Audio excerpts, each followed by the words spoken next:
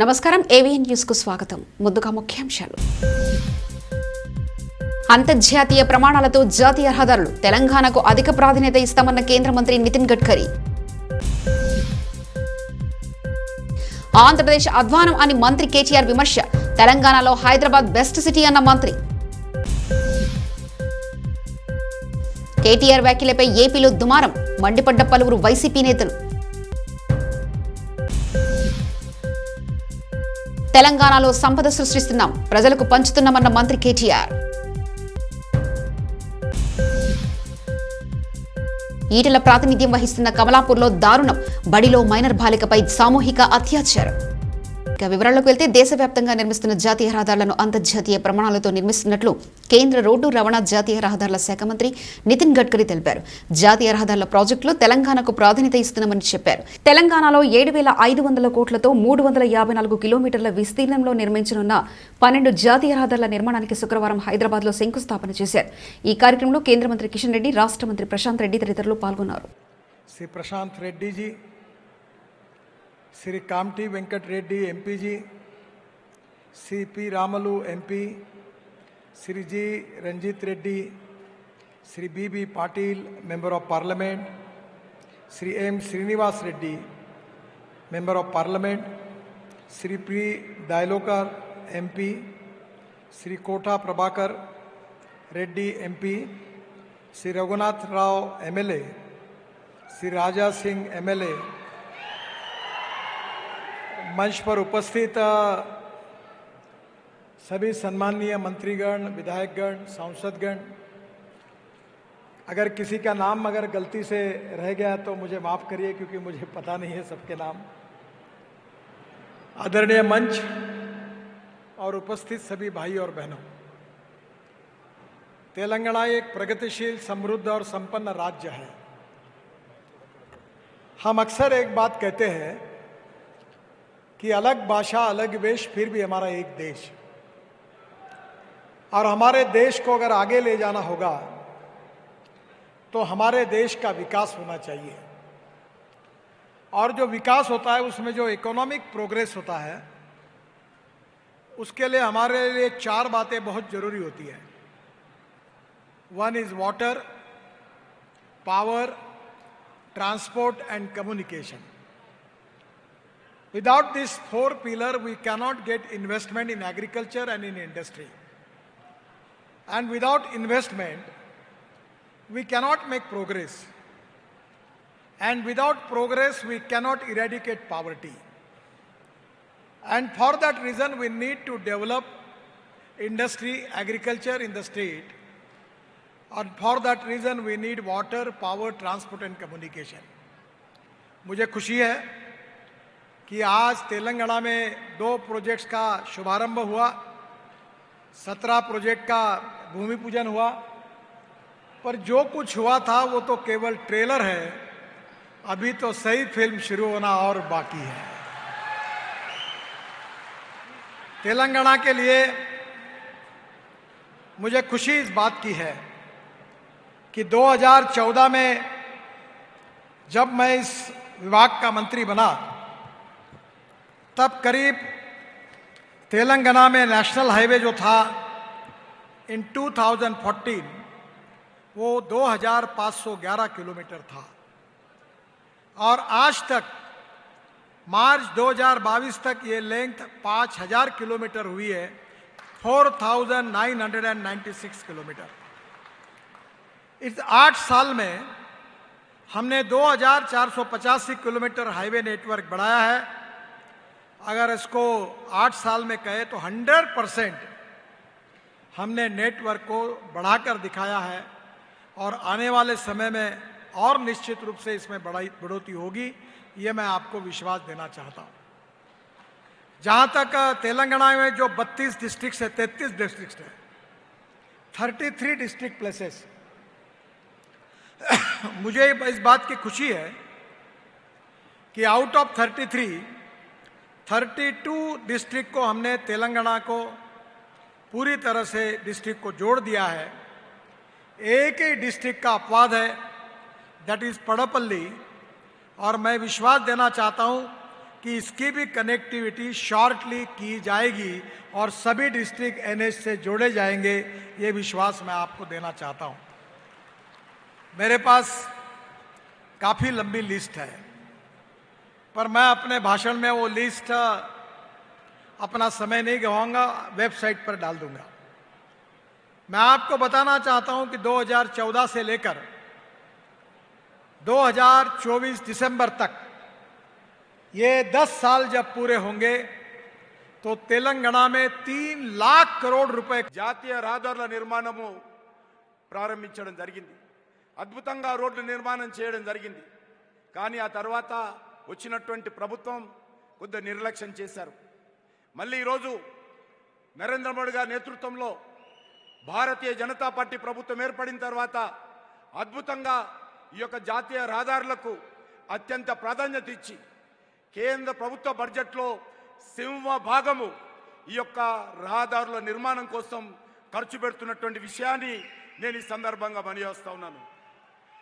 మన ప్రియతమ ప్రధానమంత్రి నరేంద్ర మోడీ గారి నాయకత్వంలో మన కేంద్ర మంత్రి మన శ్రీ గౌరవనీయులు నితిన్ గడ్కరీ గారి నేతృత్వంలో ఎప్పుడైతే బాధ్యతలు ఈ యొక్క మంత్రిగా బాధ్యతలు చేపట్టారో ఈ రహదారుల విషయంలో దేశం యొక్క ముఖ చిత్రాన్ని మారువేయడం జరిగింది. అది ఢిల్లీ నుంచి హైదరాబాద్ కానీ, హైదరాబాద్ నుంచి బాంబే కానీ, బాంబే నుంచి మరి ఈరోజు అనేక ప్రాంతాల్లో మన హైదరాబాద్ నగరాన్ని తీసుకుంటే ఈరోజు అద్భుతంగా తెలంగాణ రాష్ట్రంలో కూడా ఈ యొక్క రహదారుల నిర్మాణం జరుగుతూ ఉంది. ఒక సరికొత్త భారతదేశాన్ని చూడాలన్నటువంటి మన ప్రధానమంత్రి గారి యొక్క ఆకాంక్షలకు అనుగుణంగా आदरणीय नितिन गडकरी जी के नेतृत्व में आज नेशनल हाईवेज का एक बहुत बड़ा काम भारत में आजादी के बाद ये हो रहा है। आप विदेश में जाओ, सिर्फ नेशनल हाईवेज रोड्स दिखता है। भारत में आज भी विदेशों से हम किसी से कम नहीं हैं। भारत में भी आज नेशनल हाईवेज हम बना रहे हैं। वारों का डायनामिक मिनिस्टर का నితిన్ గడ్కరీ గారు ఈరోజు పేరు పొందారు. జాతీయ రహదారుల విషయంలో కేంద్ర ప్రభుత్వం ద్వారా తెలంగాణ రాష్ట్రం ఒక మైలురాయి ఈరోజు మరొకసారి సాధించడం జరిగింది.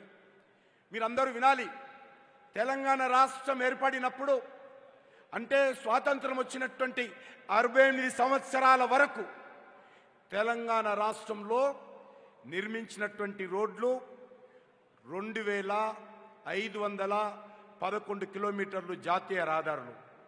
తెలంగాణ వచ్చిన రాకముందు, తెలంగాణ ఏర్పడిన తర్వాత కేంద్రంలో అదే సమయంలో ప్రధానమంత్రిగా నరేంద్ర మోడీ గారు బాధ్యతలు చేపట్టిన తర్వాత రవాణా శాఖ మంత్రులుగా नितिन गडकरी जी नेतृत्व में तेलंगाना बनने के बाद लास्ट 7.5 years में तेलंगाना का नेशनल हाईवेज 4,996 किलोमीटर्स 100% से ज्यादा इस 7.5 years में तेलंगाना में 100% से ज्यादा तेलंगाना में रोड्स का निर्माण हुआ है। केवल 7.5 years में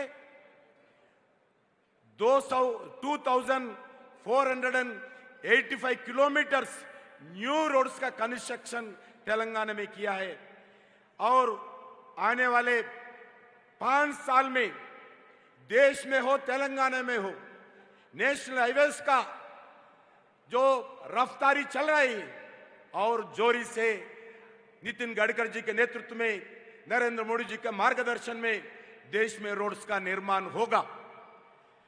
हैदराबाद अलग अलग, हैदराबाद से आप विजयवाड़ा जाओ, हैदराबाद से बेंगलुरु जाओ, हैदराबाद से नागपुर जाओ, हैदराबाद से आप वरंगल जाओ, सिर्फ वरंगल रोड आदरणीय नितिन गडकरी जी के नेतृत्व में 1900 करोड़ से ఏపీపై తెలంగాణ మంత్రి సంచలన వ్యాఖ్యలు చేశారు. ఆంధ్రప్రదేశ్లో కరెంటు లేదు, నీళ్లు లేవని విమర్శించారు. ఏపీలో రోడ్లన్నీ అధ్వానంగా ఉన్నాయని అన్నారు. ఏపీలోని సొంతూళ్లకు వెళ్లొచ్చిన తన మిత్రులు ఈ విషయాన్ని తనతో చెప్పారని, ఏపీలో ఉంటే నరకంలో ఉన్నట్లు ఉంటుందని వ్యాఖ్యానించారు. బెంగళూరులో కంపెనీలు కూడా ఏపీలో అధ్వానపు రోడ్ల గురించి మాట్లాడుతున్నాయని అన్నారు. తెలంగాణలో చాలా ప్రశాంతమైన రాష్ట్రమని, దేశంలోనే హైదరాబాద్ బెస్ట్ సిటీ అని చెప్పారు. తెలంగాణలో అభివృద్ధి ఎలా ఉందో ఏపీ ప్రజలకు అర్థమైందని తెలిపారు. నగరాల్లో మౌలిక సదుపాయాలను ఎప్పటికప్పుడు అభివృద్ధి చేయకపోతే వెనకబడిపోతామని అన్నారు. ఏపీపై కేటీఆర్ చేసిన వ్యాఖ్యలు రాజకీయ దుమారాన్ని రేపే అవకాశం ఉంది. శుక్రవారం హైదరాబాద్లో కెన్రాయ్ ఆధ్వర్యంలో జరిగిన కార్యక్రమంలో మాట్లాడుతూ ఆయన ఈ వ్యాఖ్యలు చేశారు. ఎందుకంటే మన నగరాలు ఏవైతే ఈరోజు ఉన్నాయో, హైదరాబాద్ లాంటి నగరం ఫర్ ఎగ్జాంపుల్, కేవలం హైదరాబాద్ ఇన్సిడెంటలీ భౌగోళికంగా తెలంగాణలో ఉండొచ్చు, మన రాజధాని కావచ్చు. But Hyderabad is a city that belongs to the country. Hyderabad is a city that has global aspiration. హైదరాబాద్కి ప్రపంచ స్థాయి నగరంగా ఎదగాలి అనే ఒక ఆకాంక్ష ఉంది. హైదరాబాద్ లాంటి నగరంలో ఈరోజు దేశంలోని అన్ని రాష్ట్రాలు, అన్ని ప్రాంతాల నుంచి వచ్చి ఇక్కడ స్థిరపడ్డ వాళ్ళు ఉన్నారు. ఇక్కడ ఉద్యోగ అవకాశాలు కానీ, ఉపాధి అవకాశాలు కానీ, వైద్యం కానీ, విద్య కానీ. వైద్యం కోసం అయితే మన దగ్గరికి దాదాపు 60-70 దేశాల నుంచి వస్తున్నారు. మిడిల్ ఈస్టర్న్ కంట్రీస్ కానీ, ఆఫ్రికన్ కంట్రీస్ కానీ, ఎక్కడెక్కడి నుంచో వస్తూ ఉన్నారు. నిన్న రాత్రి మన ముఖ్యమంత్రి కేసీఆర్ గారిని కలవడానికి జార్ఖండ్ ముఖ్యమంత్రి గారు వచ్చారు, హేమంత్ సోరెన్ గారు. ఆయన చెప్తున్నారు వాళ్ళ మదర్, వాళ్ళ సొంత తల్లి, వారికి ఇక్కడే మన ఏఐజీ హాస్పిటల్లో నాగేశ్వర రెడ్డి గారి ఆధ్వర్యంలో వారికి కూడా ఇక్కడే ట్రీట్మెంట్ నడుస్తూ ఉంది. ఆయన చెప్తున్నాడు నిన్న కలవడానికి వచ్చినప్పుడు, సార్ నేను ఇక్కడికి వచ్చి మా మదర్ కోసం నేను హాస్పిటల్ పోయాను, అక్కడ చాలామంది మా జార్ఖండ్ వాళ్ళు, మా కాన్స్టిట్యున్సీ వాళ్ళు కనబడ్డారు, వాళ్ళందరూ వచ్చి పలకరిస్తున్నారు. అంటే హైదరాబాద్ అనేది హెల్త్ హబ్గా లేదా ఎడ్యుకేషన్ హబ్గా కేవలం మన రాష్ట్రం వాళ్ళకే లేదు. మీరు కోవిడ్ సమయంలో కూడా మీరు చూసే ఉంటారు, చుట్టుపక్కల ఉండే ఒక 5-6 రాష్ట్రాల పేషెంట్స్, కోవిడ్ పేషెంట్స్ మన దగ్గరికి వచ్చినారు. ఛత్తీస్గఢ్ కావచ్చు, పార్ట్ ఆఫ్ మహారాష్ట్ర కావచ్చు, పార్ట్ ఆఫ్ కర్ణాటక కావచ్చు, ఆంధ్ర కావచ్చు, తెలంగాణ కావచ్చు. ఈ 5 రాష్ట్రాలకు సంబంధించిన వేలాది మంది కోవిడ్ పేషెంట్స్ కూడా హైదరాబాద్లో ఉండే ఆధునికమైన వైద్య సదుపాయాల వల్ల ఇక్కడికే వచ్చే ప్రయత్నం కూడా చేసినారు. ఎందుకు చెప్తా ఉన్నా ఈ మాట అంటే, all these important urban hubs, urban agglomerations, they are the treasure of the nation. ఇవి జాతి సంపద. వీటిని కనుక మనం సవ్యంగా కాపాడుకోకపోతే, వీటిల్లో కావలసిన వసతులు సౌకర్యాలు కల్పించకపోతే, we are doing a great disservice to the nation. గౌరవ ముఖ్యమంత్రి కేసీఆర్ గారు ప్రధానమంత్రి నరేంద్ర మోదీ గారిని 2014-15 ఆ ప్రాంతంలో కలిసినప్పుడు వారికి ఒక విజ్ఞప్తి చేశారు.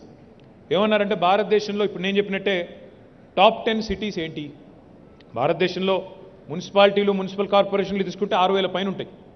వాటన్నిటి జోలికి పోకుండా మనం ఈ దేశంలో సంపద ఎక్కడ సృష్టించబడుతున్నది, ఎక్కడ ఆర్థికంగా మరి ఈ దేశానికి సంపద ఉత్పత్తి అవుతున్నది, ఏ నగరాల్లో అయితే ఈ టాప్ 10, టాప్ 15 లేదా టాప్ 20 నగరాలు ఉన్నాయో వాటిలో పెరుగుతున్న అవసరాలేంటి, వాటిలో ప్రస్తుతం ఉన్న పరిస్థితులు ఏంటి, వాటిని ఏ రకంగా కాపాడుకోవాలనే విజన్ మనకి లేకపోతే దేశం నష్టపోతుంది మోడీ గారు.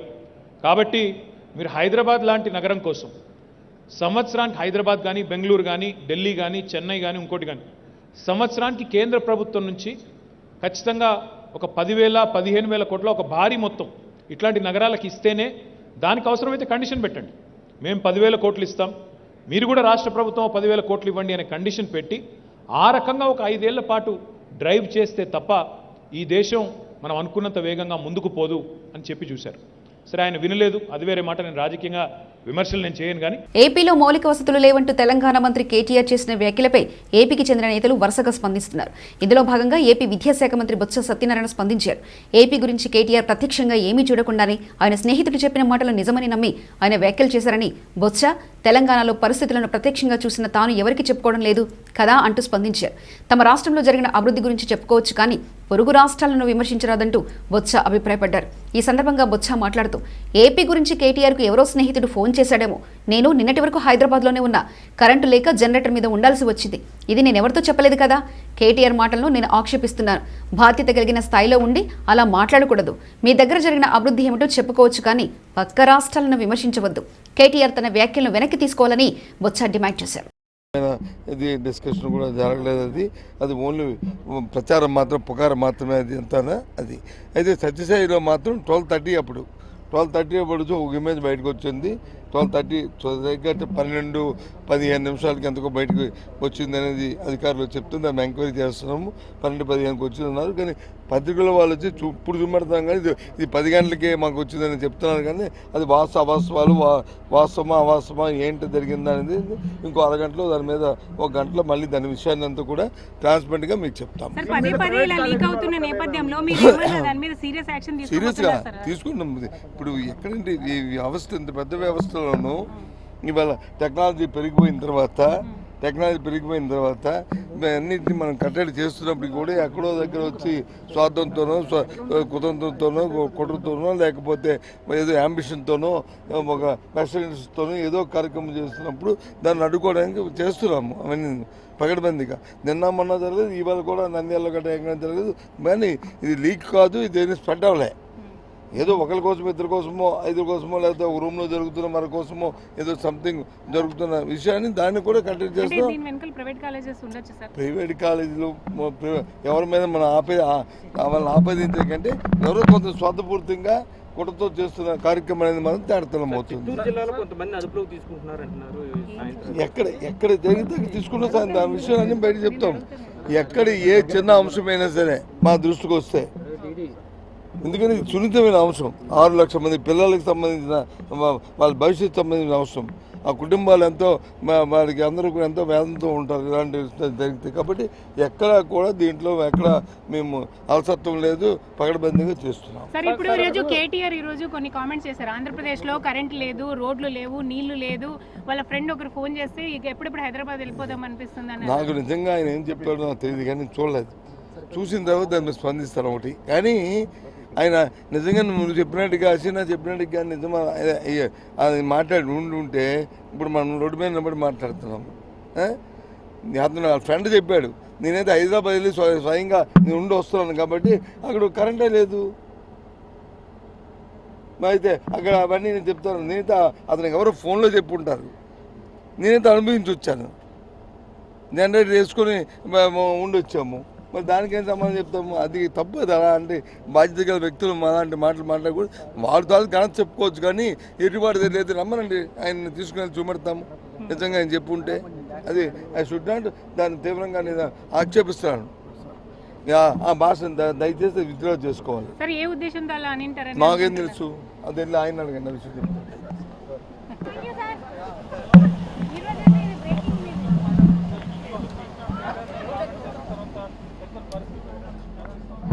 రాష్ట్రంలో సంపద సృష్టిస్తున్నాం, దాన్ని ప్రజలకు పంచుతున్నామని మంత్రి కేటీఆర్ అన్నారు.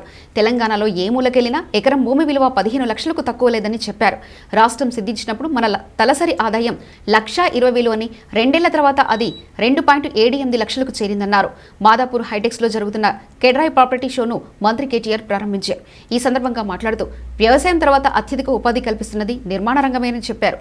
దేశంలో 70% మంది గ్రామాల్లో నివసిస్తున్నారని, నిర్మాణ రంగం వల్ల సంపద సృష్టి జరుగుతుందని తెలిపారు.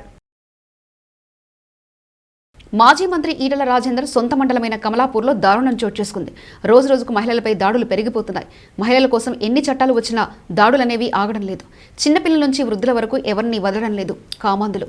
తాజాగా హనుమకొండ జిల్లా కమలాపూర్ మండలంలో దారుణం చోటు చేసుకుంది. బాలికపై 5 వ్యక్తులు అత్యాచారానికి పాల్పడ్డారు. బాలికను ప్రభుత్వ పాఠశాలకు తీసుకెళ్లి సామూహిక అత్యాచారం చేశారు.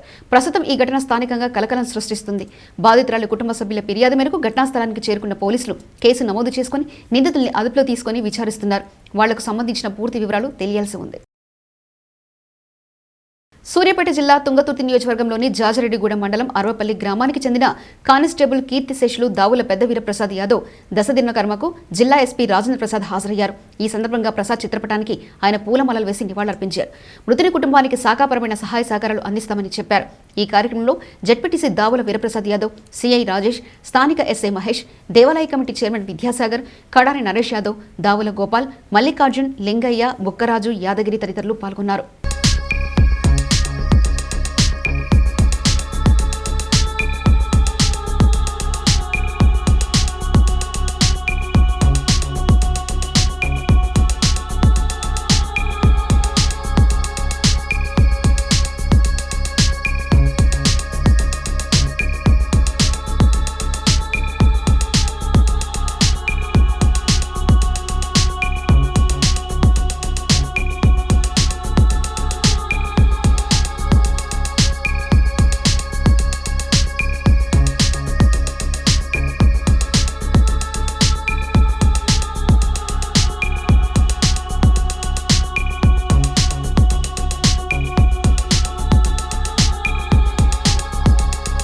మహబూబాబాద్ జిల్లా తెల్లారితే ఆ ఇంట్లో శుభకార్యం. కూతురు జీవన నిశ్చితార్థం పెట్టుకున్నారు. ఇంతలో ఆ ఇంట్లో చోరీ జరగడంతో నిలిచిపోయిన శుభకార్యం. మహబూబాబాద్ జిల్లా పెద్దగూడూరు మండల కేంద్రంలో బాషబైన ఐలయ్య తన కూతురు నిశ్చితార్థం సూర్యాపేటకు చెందిన దగ్గరి బంధువులతో నిశ్చితార్థం కుదుర్చుకున్నారు. నిశ్చితార్థం రోజున పెళ్లికొడుకు తాలూకు 5 లక్షల నగదు, 2 తులాల బంగారు నగలు వారికి అప్పచెప్పేందుకు అన్నీ సిద్ధం చేసుకున్నారు. తెల్లారితే శుభకార్యం. ఇంతలో ఆ ఇంట్లో దొంగలు పడి డబ్బు నగలు దోచుకెళ్లారు. దీంతో జరిగిన సంఘటనలతో ఆ ఇంట్లో జరగాల్సిన శుభకార్యం ఆగిపోయింది. దీంతో పోలీసులకు సమాచారం అందించడంతో కేసు నమోదు చేసుకుని దర్యాప్తు ప్రారంభించారు. సంఘటనా స్థలంలో క్లూస్ టీం, డాగ్ స్క్వాడ్లను రంగంలోకి దించి నిందితుల్ని పట్టుకునేందుకు విచారణ చేపట్టారు.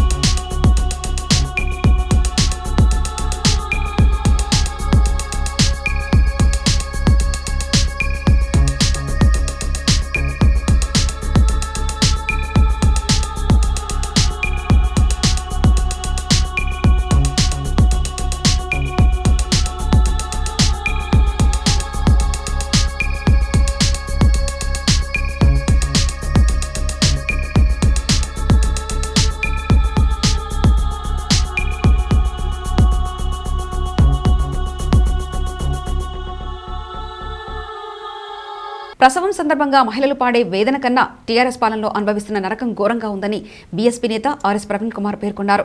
రోడ్డు రవాణా సౌకర్యాలు లేకపోవడంతో పచ్చి బాలింత 10 కిలోమీటర్లు నడిచి ఇంటికి చేరుకున్న హృదయ విదారక ఘటన నిన్న కొమరంభీం జిల్లాలో చోటు చేసుకున్న సంగతి తెలిసిందే. అయితే దీనికి స్పందించిన బీఎస్పీ నేత ఆర్ఎస్ ప్రవీణ్ కుమార్ మంత్రి కేటీఆర్ పై మండిపడ్డారు. మైకు దొరికితే మాటిమాటికి బంగారు తెలంగాణ అనడమే గాని చేసేది ఏమీ లేదంటూ ఆగ్రహం వ్యక్తం చేశారు. మీ 8 ఏళ్ల పాలనలో పచ్చి బాలింత 10 కిలోమీటర్ల దూరం నడిచింది. ఇదేనా మీ బంగారు తెలంగాణ? ఇదేనా ఆడబిడ్డల ఆత్మగౌరవం అంటూ ప్రశ్నించారు. తెలంగాణ తల్లులారా, వచ్చే ఎన్నికల్లో టీఆర్ఎస్ పాలనకు పారద్రోలుదామంటూ తన ట్విట్టర్ వేదిక ద్వారా పిలుపునిచ్చారు. నర్సంపేట నియోజకవర్గం చెన్నారావుపేట మండలం బోజెరువు గ్రామంలో ఉపాధి హామీ పనులు నిర్వహిస్తున్న కూలీలకు డబ్బులు సరిగ్గా రాక ఇబ్బంది పడుతున్నారు. ఎక్కువ లోతులు తవ్వుతున్నా కూడా దానికి చెప్పిన ప్రకారం కూలీ రాకపోవడంతో కూలీలు ఇబ్బంది పడుతున్నారు. ప్రతిరోజు ఉదయాన్నే వచ్చి ఈ వేసవి కాల సమయంలో కష్టపడుతున్నా కూడా డబ్బులు రాకపోవడంతో కూలీలు నిరాశ చెందుతున్నారు. అనంతరం గ్రామ సర్పంచ్ విజయ భిక్షపతి, మేటి విజయలక్ష్మి మాట్లాడుతూ ఇబ్బంది పడుతున్న కూలీల గురించి వివరించారు. వెంటనే పనికి తగ్గ వేతనం కల్పించాలని వారు డిమాండ్ చేశారు. 3 వారాల నుంచి మేము పని బాగానే చేస్తున్నాము. మీటర్ వెడల్పు, మీటర్ లోతుతోటి, 6 మీటర్ లోతు, మీటర్ వెడల్పు, మీటర్ పొడుగుతోటి పనులు చేస్తాను. కానీ మాకు ఆ పనికి తగ్గట్టు డబ్బులు అసలు పడట్లేవు. 60 రూపాయలు పడుతున్నాయి. పని చేసేది ఎందుకని జనాలు మమ్మల్ని ఓపడతా ఉన్నారు పనులు చేస్తా ఉంటే. ఇంతకుముందు 50 రూపాయలు బోనస్ కల్పించింది. ఇప్పుడు ఇప్పుడు మీటర్ 80 సెంటీమీటర్లు తీయమంటాడు. 6 మీటర్ లోతుతోటి, మీటర్ వెడల్పుతోటి తీస్తేనే మీకు 257 రూపాయలు పడతాయి. లేకపోతే మీకు బోనస్ ఇంతకుముందు కలిసింది కాబట్టి ఇప్పుడు బోనస్ కలవట్లేదు. ఆ పనిది అంత వెడల్పు చేయాలంటే మా జనాలు ఒప్పుకోవట్లేరు. నిజంగా ఉపాధి హామీ పని పరిశీలించినందుకు మీ మీడియా మిత్రులకి, మా గ్రామ ప్రజలకి మరియు ప్రతి గ్రూప్లో కానీ మా పని ఉపాధి హామీ బాగానే చేస్తుండ్రు. కావాల్సింది ఏంటంటే కొంతమంది జనాలకి ఏంటిదనంటే డబ్బులు పడతలేవు అనేది కొద్దిగా ఆరోపణలు అవుతున్నాయి. అది అధికారుల దృష్టికి తీసుకుపోవడానికి సిద్ధంగా ఉన్నాం. ఏంటిది అని అంటే బోనస్ అనేది కలతలేదు అని ఇప్పటికీ 10 మార్లు చెప్పిండు. నేను సుతా 2-3 సార్లు అధికారుల దృష్టికి తీసుకుపోయాను. బోనస్ అనేది కంపల్సరీ కల్పించడానికి ప్రయత్నిస్తాం. మూడో విషయం ఏంటంటే పనిలో భాగంగా ఎండ తీవ్రత బాగా ఎక్కువగా ఉండి మీటరు వెడల్పు, మీటర్ లోతు తీయడానికి బీజేపీ సిద్ధాంతం ప్రపంచ గుర్తింపు పొందుతుంది. జేపీ నడ్డా భారతీయ జనతా పార్టీ జాతీయ అధ్యక్షుడు జేపీ నడ్డా ఏప్రిల్ 29న పార్టీ సిద్ధిపై విశ్వాసం వ్యక్తం చేశారు. మరియు బీజేపీ సిద్ధాంతం ప్రపంచ గుర్తింపు పొందుతుందని అన్నారు. మా పార్టీతో పోటీ చేయాలనుకుంటే ఎవరైనా 50 నుంచి 60 సంవత్సరాలు కష్టపడాలి. మన భావజాలం ప్రపంచ గుర్తింపు పొందుతుంది. భారతీయ జనతా పార్టీ సరైన సిద్ధాంతాలతో సరైన దిశలో పయనించే పార్టీ, దేశాన్ని ముందుకు తీసుకెళ్లే పార్టీ అని జేపీ నడ్డా అహ్మదాబాద్లో అన్నారు. ये 4 पीढ़ियां खप गई जिन्होंने कभी भी अपने आप को यश के पास नहीं देखा, नहीं सोचा था कि कभी यश उनके साथ हासिल होगी लेकिन एक विचार था जिस विचार को लेकर के वो चले थे और आज उनके పవిత్ర రంజాన్ పండుగను పురస్కరించుకుని నేడు ప్రభుత్వ ఆధ్వర్యంలో ఎల్బీ స్టేడియంలో ఇవ్వనున్న ఇఫ్తార్ విందుకు అన్ని ఏర్పాట్లను అధికారులు పూర్తి చేశారు. ఈ ఇఫ్తార్ విందుకు ముఖ్యమంత్రి కె చంద్రశేఖరరావుతో పాటు పలువురు మత పెద్దలు ప్రముఖులు హాజరు కానుండడంతో భారీ ఏర్పాట్లు చేశారు. ఇఫ్తార్ విందుకు సంబంధించి గురువారం మంత్రులు తలసాని శ్రీనివాస్ యాదవ్, మహమ్మద్ అలీలు ఎల్బీ స్టేడియం ఏర్పాట్లను పరిశీలించారు. ఈ సందర్భంగా మంత్రులు వివిధ శాఖల అధికారులతో సమీక్షా సమావేశం నిర్వహించారు. కామారెడ్డి జిల్లా బాన్స్వాడ ఎస్ఆర్ఎన్కే డిగ్రీ కళాశాల వద్ద 40 కోట్లతో నిర్మిస్తున్న నర్సింగ్ కాలేజీని మరియు 69.52 కోట్లతో నిజాం సాగర్ ప్రధాన కాలువపైన జాకర గ్రామం వద్ద నిర్మిస్తున్న ఎత్తిపోతల పథకానికి శంకుస్థాపన కార్యక్రమాలకు విచ్చేసిన తెలంగాణ రాష్ట్ర ఆర్థిక వైద్య ఆరోగ్య శాఖ మరియు కుటుంబ సంక్షేమ శాఖ మంత్రివర్యులు తన్నీరు హరీష్ రావుకు భారీ ఎత్తున స్వాగతం పలికారు. ఈ సందర్భంగా హరీష్ రావు మాట్లాడుతూ ప్రతి జిల్లా కేంద్రంలోని ఒక నర్సింగ్ కాలేజ్ అని కేసీఆర్ నిర్ణయం తీసుకున్నారని, అయితే బాన్స్వాడ నియోజకవర్గంలో ఏర్పాటు చేయడం జరిగిందని అన్నారు. కొందరు కుక్కలు డబుల్ బెడ్రూమ్లు ఎక్కడున్నాయి అంటున్నారు. వారికి బాన్స్వాడ రండి చూపిస్తామన్నారు. ఒక బాన్స్వాడలో కట్టారంటే ఎంత శ్రమ పడ్డారో తెలుస్తుందని తెలిపారు. దేశంలో అతిపెద్ద కాళేశ్వరం ప్రాజెక్టు తక్కువ సమయంలో కట్టడం జరిగిందని తెలిపారు. నిజాం సాగర్ ఎండడం ఉండదు, నిండు కుండలా ఉంటుందని అన్నారు.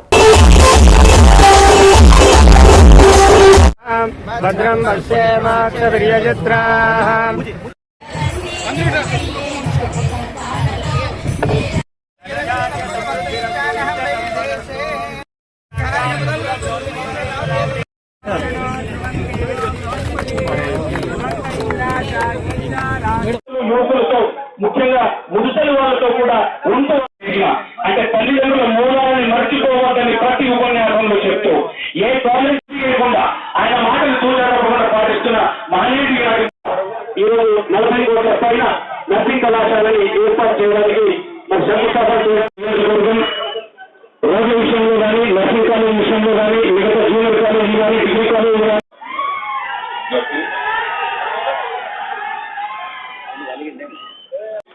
మరొకసారి మనందరూ తరఫున గట్టిగా తప్పటతో స్వాగతం, సుస్వాగతం.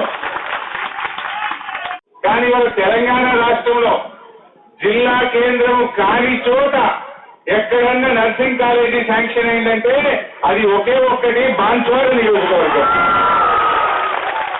ఒకే ఒక్క నియోజకవర్గం బాన్స్వాడ నియోజకవర్గం. 50 కోట్ల రూపాయలతో ఇవాళ బాన్స్వాడలో నర్సింగ్ కాలేజీకి మనం శంకుస్థాపన చేసుకున్నాం. హైదరాబాద్ లో కొన్ని కుక్కలు మరుగుతుంటాయి, కాంగ్రెస్ బీజేపీ కుక్కలు. డబుల్ బెడ్రూమ్లు ఆడున్నాయి, డబుల్ బెడ్రూమ్లు అడగట్టిండ్రు అంటారు. నేను ఆ కాంగ్రెస్ బీజేపీలకు చెప్తున్నా, రండి బాన్స్వాడకు, మీకు ఇల్లు మీకు చూపిస్తా. ఒక్కటి కాదు, 2 కాదు, 6,000 ఇండ్లు పూర్తి చేసి ఇళ్లకు తోలిన మహానాయకుడు మా పోలికలం శ్రీనివాస్ రెడ్డి గారు. 6,000 ఇండ్లు. వార్తలు ముగించే ముందు ముఖ్యాంశాలు మరోసారి చూద్దాం. అంతర్జాతీయ ప్రమాణాలతో జాతీయ రహదారులు, తెలంగాణకు అధిక ప్రాధాన్యత ఇస్తామన్న కేంద్ర మంత్రి నితిన్ గడ్కరీ. ఆంధ్రప్రదేశ్ అధ్వానం అని మంత్రి కేటీఆర్ విమర్శ, తెలంగాణలో హైదరాబాద్ బెస్ట్ సిటీ అన్న మంత్రి. కేటీఆర్ వ్యాఖ్యలపై ఏపీలో దుమారం, మండిపడ్డ పలువురు వైసీపీ నేతలు. తెలంగాణలో సంపద సృష్టిస్తున్నాం, ప్రజలకు పంచుతున్నామన్న మంత్రి కేటీఆర్. ఈటెల ప్రాతినిధ్యం వహిస్తున్న కమలాపూర్లో దారుణం, బడిలో మైనర్ బాలికపై సామూహిక అత్యాచారం. సమగ్ర సమాచార శ్రవణకై చూస్తూనే ఉండండి ఏవిఎన్ న్యూస్. ఇవి ఇప్పటివరకున్న అప్డేట్స్. మరో బులెటిన్లో మళ్ళీ కలుసుకుందాం. నమస్కారం.